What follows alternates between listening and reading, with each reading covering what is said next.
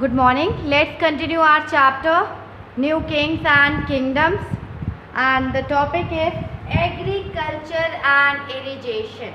And the topic is agriculture and irrigation. Many of the achievements of the Cholas were made possible through new developments in agriculture. Were made possible through new development in agriculture. And our topic is agriculture and irrigation. You can see page number 24. Many of the achievements of the Cholas were made possible through new development in agriculture. जो चोलास थे उनकी उन्होंने जो achieve किया, उन्होंने बहुत सारे achievements किए और वो तभी पॉसिबल हो पाए क्योंकि उन्होंने एग्रीकल्चर में न्यू डेवलपमेंट्स किए थे। वो तभी पॉसिबल हो पाए क्योंकि उन्होंने एग्रीकल्चर में न्यू डेवलपमेंट्स किए थे। And look at map 2 again. Notice that the river Kaveri branches off into several small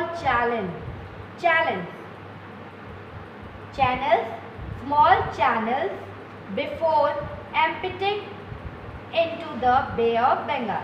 अगर आप उसमें नोटिस करोगे कावेरी के ब्रांचेस को ऑफ इनटू सेवरल, मतलब नोटिस दैट रिवर कावेरी जो कावेरी के ब्रांचेस है of into several small channels में, मतलब चैनल में बट गए हैं, उसके स्मॉल ब्रांचेस में बट जाते हैं। एंड और जाकर वो कहाँ पर गिरते हैं? वो जाकर मतलब कई शाखाओं में, यू कैन से कावेरी नदी को अगर आप देखते हो वो मतलब बे ऑफ बंगाल में मिलने से पहले वो बे ऑफ बंगाल में मिल जाती है, और जब बे ऑफ बंगाल में मिलने से पहले वो कई चैनल्स में बट जाती हैं, कई शाखाओं में छोटे छोटे टुकड़ों में वो क्या हो जाती है? बट जाती है। And these channels overflow frequently, और जो ये चैनल्स होते हैं वो ओवरफ्लो होते हैं frequently, depositing fertile soil on their bank. ये ओवरफ्लो होते चले जाते हैं, ये बार बार अपने जो पानी है उनको ओवरफ्लो होते जाते हैं वहाँ पर, और जिससे हमारे जो चैनल्स के जो बैंक जो किनारे हैं बैंक पर ये फर्टाइल सॉइल को, फर्टाइल उपजाऊ मिट्टी को वहाँ पर इकट्ठा कर देते हैं। वहाँ पर उपजाऊ मिट्टी को वो क्या करते हैं? वहाँ पर इकट्ठा कर देते हैं। And water from the channels also provide the necessary moisture for agriculture। और जो water from the channels होते हैं मीन कि आप जो वाटर फ्रॉम दी जो चैनल्स जो बट जाते हैं छोटी छोटी शाखाओं में, ऑल्सो प्रोवाइड द नेसेसरी, वो भी बहुत नेसेसरी मॉइस्चर प्रोवाइड करते हैं for agriculture, particularly the cultivation of soil, और मेनली वो कल्टीवेशन ऑफ सॉइल के लिए मॉइस्चर को प्रोवाइड करते हैं। उनकी जो शाखाओं में वो बढ़ जाते हैं, जो चैनल्स में वो बढ़ जाते हैं, इससे वो प्रोवाइड करते हैं नेसेसरी मॉइस्चर प्रोवाइड करते हैं एग्रीकल्चर को, पर्टिकुलरली द कल्टीवेशन, और मेनली किसको प्रोवाइड करते हैं? Cultivation of rice. And also agriculture had developed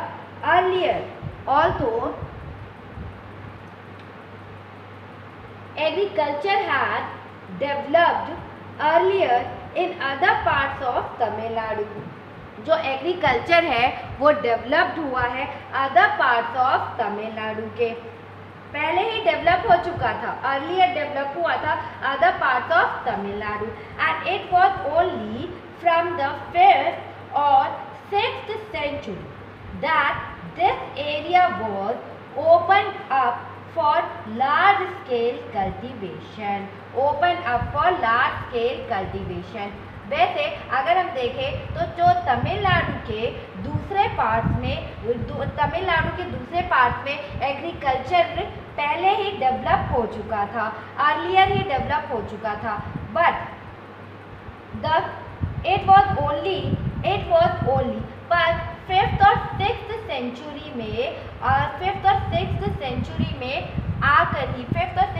में जब हम आए तो इस एरिया में बड़े पैमाने पर इस एरिया में बहुत ज़्यादा ही एग्रीकल्चर मतलब लार्ज स्केल पे कल्टीवेशन स्टार्ट हो चुका था, and forest had to be clear in some region. जो फॉरेस्ट है मतलब कुछ रीजन्स में फॉरेस्ट को साफ किया जाना था, कुछ रीजन्स में हम क्या कर रहे थे, फॉरेस्ट को क्लियर कर रहे थे। Land had to be level in other areas, जो लैंड है उसको लेवल कर रहे थे अदर एरियाज में। And in the delta region embankment had to be built to prevent flooding, and canals had to be constructed to carry water to the fields. In many areas, 2 crops were grown in an area. Let's discuss this.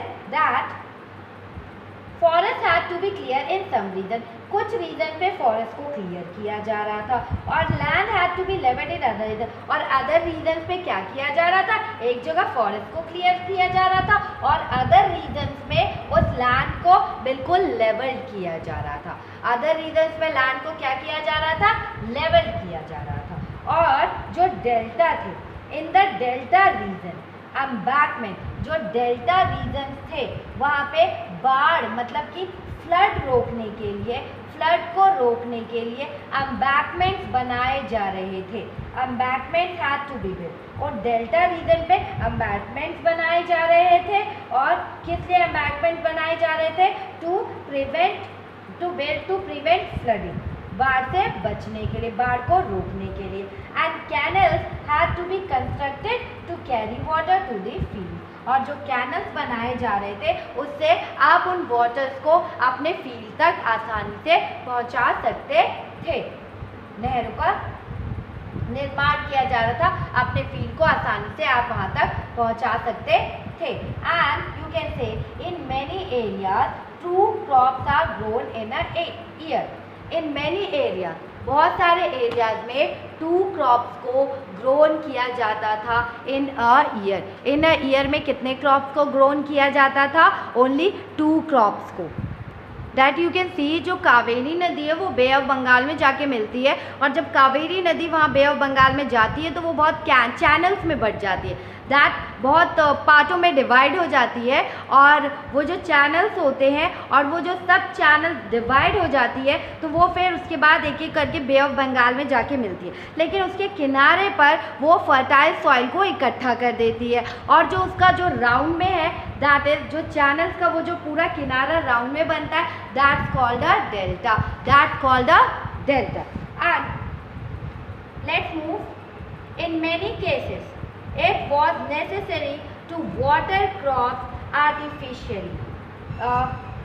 many cases में अगर हम देखें, in many cases it was necessary to water crops artificially. कई बार हमने ये देखा है कि जो वाटर क्रॉप्स है artificially, it was necessary to water, मतलब हम बहुत इम्पॉर्टेंट है वाटर को, बहुत इम्पॉर्टेंट है क्रॉप्स के लिए वाटर, एंड बहुत इम्पॉर्टेंट है कि हमें मतलब वाटर की बहुत इम्पॉर्टेंट होती थी क्रॉप्स में। And a variety of methods were used for irrigation, और वैरायटी ऑफ मेथड्स को भी हम इरिगेशन में यूज करते हैं, वैरायटी ऑफ मेथड्स को यूज करते थे इरिगेशन के लिए। And in some areas well were dug, और कुछ एरियाज में क्या हुआ था, वेल को भी, कुएं को भी खोदा गया था। And in other places huge tanks were constructed, other places में क्या हुआ था, ह्यूज टैंक्स ह्यूज टैंक्स को कंस्ट्रक्ट किया गया था to collect rain water. Huge tanks को कंस्ट्रक्ट किया गया था कलेक्ट करने के लिए, रेन वाटर्स को कलेक्ट करने के लिए। Remember that irrigation work required planning, but remember दो इरिगेशन फैसिलिटीज थी, इरिगेशन के लिए एक प्लानिंग की ज़रूरत होती थी, प्लानिंग की, उसे एक प्लानिंग की भी ज़रूरत होती थी, ऑर्गेनाइजिंग की भी ज़रूरत होती थी, लेबर एंड रिसोर्सेज की भी ज़रूरत होती थी। Mean remember the organisation work, जो ऑर्गेनाइजेशन का वर्क, सॉरी इरिगेशन का जो वर्क है वो रिक्वायर, उसमें क्या रिक्वायर है? Planning, organizing labor and resources, maintaining these works and deciding on how water is to be shared, and deciding on how water is to be shared. And means कि जब भी आप irrigation करो तो आपको एक प्लानिंग की ज़रूरत होती है, प्लानिंग, ऑर्गेनाइजिंग लेबर, रिसोर्सेज की ज़रूरत होती है, maintaining these work and deciding on how waters to be share. आप मेंटेन करोगे, डिसाइड करोगे वाटर्स को कैसे शेयर किया जाएगा।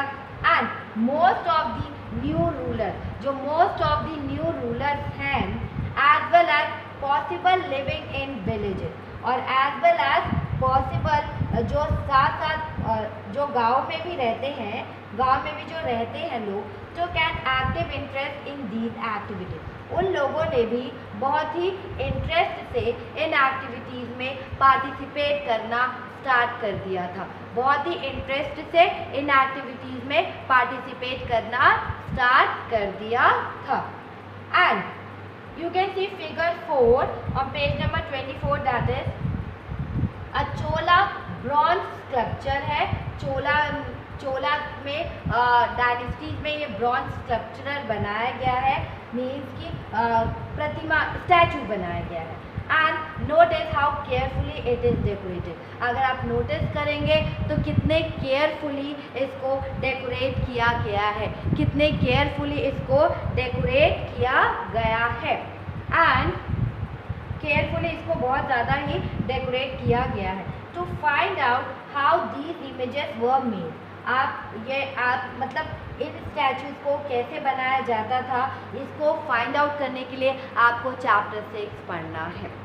एंड फिगर 5 में क्या कहा जा रहा है?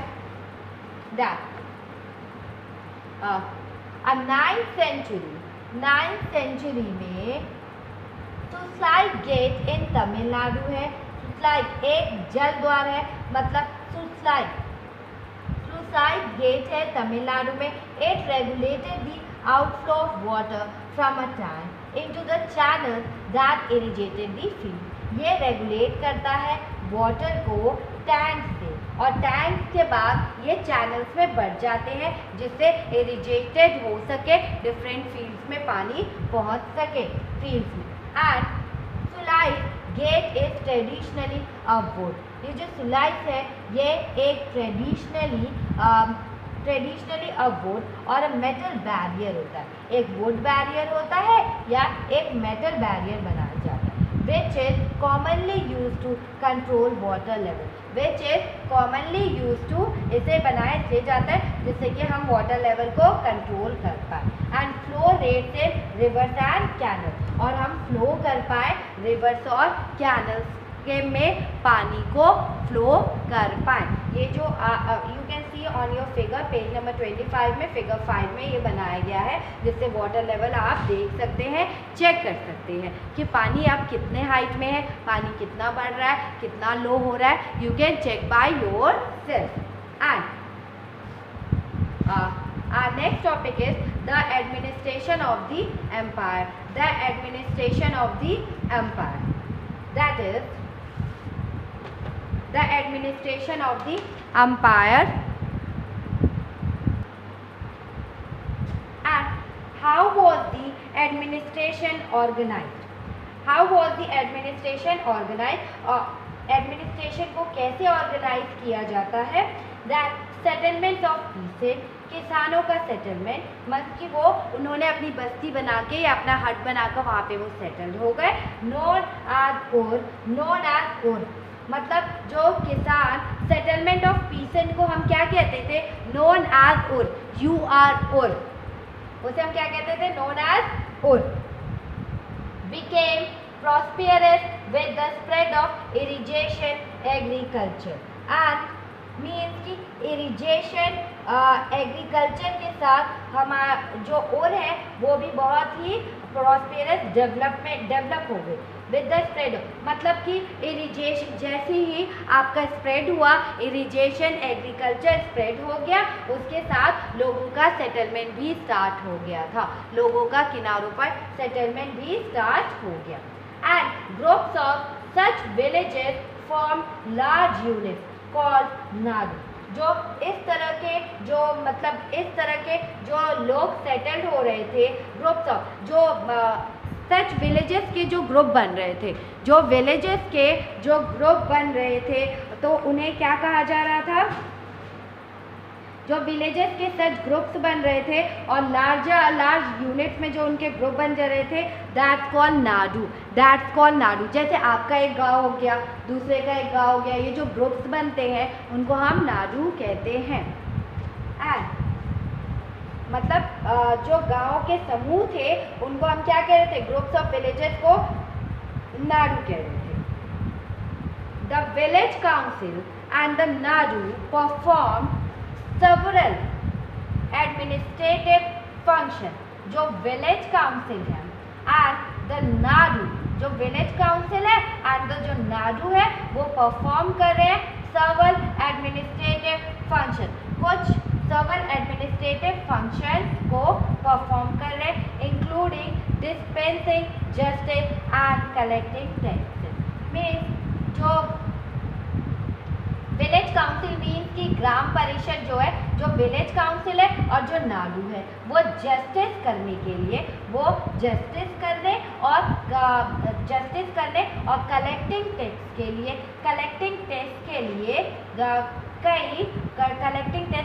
कई एडमिनिस्ट्रेटिव, मतलब सर्वल एडमिनिस्ट्रेटिव फंक्शंस पे भी वर्क करते थे। मीन्स कि जो गाँव में भी बहुत सारे वर्क होते हैं, जैसे इंक्लूडिंग गाँव में भी जस्टिस की ज़रूरत होती है, वहाँ पे भी टैक्सेस को कलेक्ट किया जाता है, तो इसके लिए कुछ एडमिनिस्ट्रेटिव फंक्शन, सर्वल एडमिनिस्ट्रेटिव फंक्शंस का भी यूज़ किया जा रहा था, वहाँ पे परफॉर्म किया जा रहा था सर्वल एडमिनिस्ट्रेटिव फंक्शन, सबको अपनी अपनी ड्यूटी डिवाइड की जा रही थी। And rich peasants of the Vellala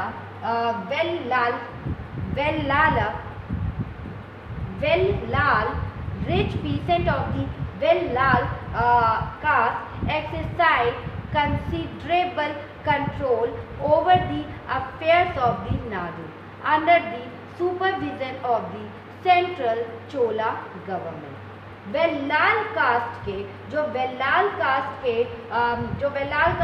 rich peasants को क्या किया गया? सेंट्रल चोला गवर्नमेंट की देखरेख में नाडू के कामकाज में अच्छा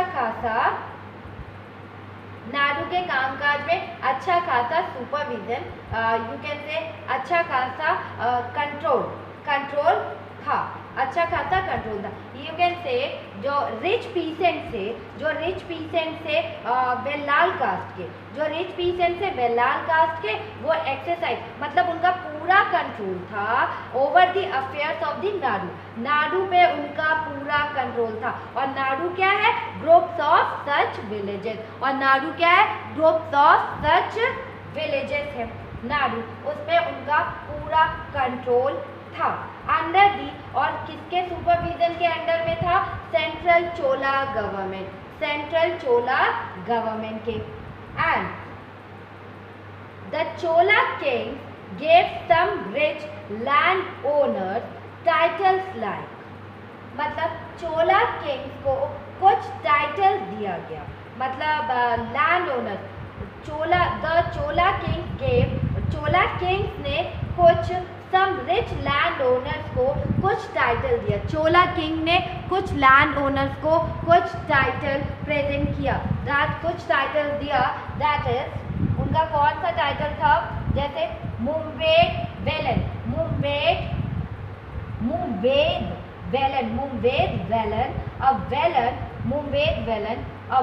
और पीस एंड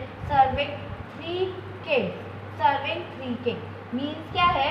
3 राजाओं को अपनी सेवा प्रदान करने वाला वेलन या किसान। अगर आप किसी भी, जैसे चोला किंग ने रिच लैंड ओनर्स को एक टाइटल दिया और वो टाइटल क्या था? उस टाइटल का वो टाइटल क्या था? मुंबेद वेलन था। मुंबेद वेलन था उस टाइटल का नाम। एंड उस टाइटल के मीनिंग क्या थी? अ वेलन और peace and serving 3 king means कि 3 राजाओं को अपनी सेवाएं प्रदान करने वाला वेलन या किसान। मीन्स कि 3 राजाओं को अपनी सेवा प्रदान करने वाला राजा या अपनी सेवा प्रदान करने वाला वेलन या किसान।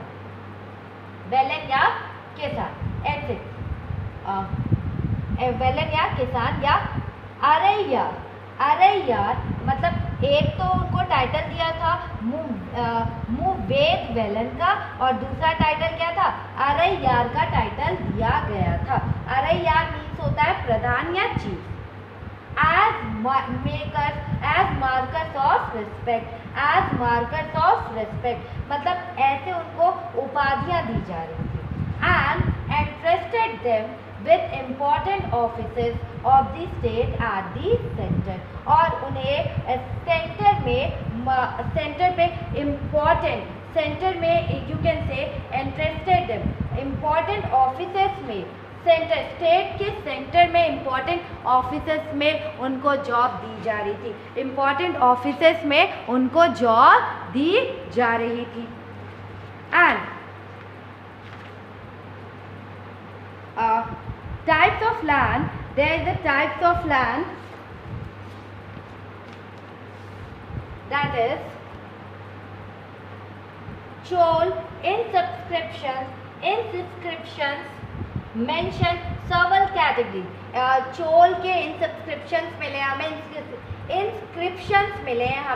inscriptions मिले जिसमें कि several categories of land है।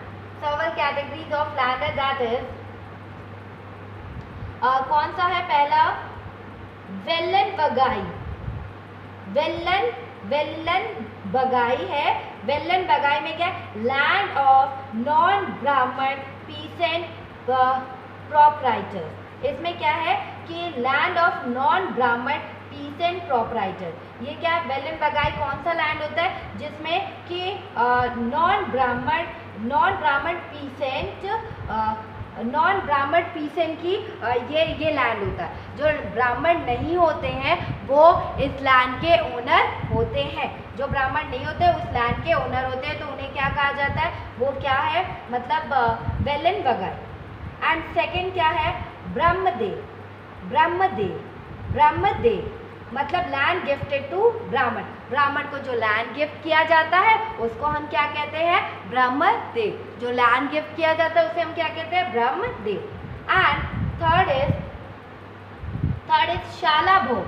थर्ड क्या है? Shalabhoga means land for the maintenance of a school. वो लैंड स्कूल के लिए मेंटेनेंस के लिए दिया जाता है। किसी विद्यालय के रखरखाव के लिए भूमि, मतलब कि आप लैंड दोगे उसी पे तो आपका स्कूल बनेगा और फिर उसकी मेंटेनेंस होती है। And then devadana you can say devadana या तिरुनमट्टू की कन्नी। देवदान या तिरुनमट्टू कन्नी मंदिर को मतलब लैंड गिफ्टेड टू टेम्पल। ये लैंड क्या होते हैं? गिफ्ट किए जाते हैं किनको? टेम्पल्स को। And the last is pallichchandam means की Pallichdam. Pallichdam means land donated to Jaina institution. Land donated to Jain institution. Land किसको डोनेट किया गया? Jain institutions को डोनेट किया गया. Land institutions को डोनेट किया गया. And you can see that we have seen that Brahman often received land grants और ब्राह्मण जो थे वो ऑफन उन्हें हमेशा गिफ्ट में, मतलब brahmadeya you can say, we have seen that ब्राह्मण को अक्सर लैंड ग्रांट्स में, गिफ्ट में एक ग्रांट और brahmadeya land and brahmadeya as a gift उन्हें ऑफर किया जाता था. लैंड उन्हें ऑफर किया जाता था. And as a result, a large number of Brahman settlements emerged in the Kaveri Valley as in other parts of the South India. और as a result you can say अधिकतर जितने भी ब्राह्मण थे वो कावेरी वैली के किनारे ही सेटल्ड हुए, या साउथ इंडिया के दूसरे पार्ट्स में वो अपनी बस्तियों को बनाकर वहाँ पर सेटल हुए.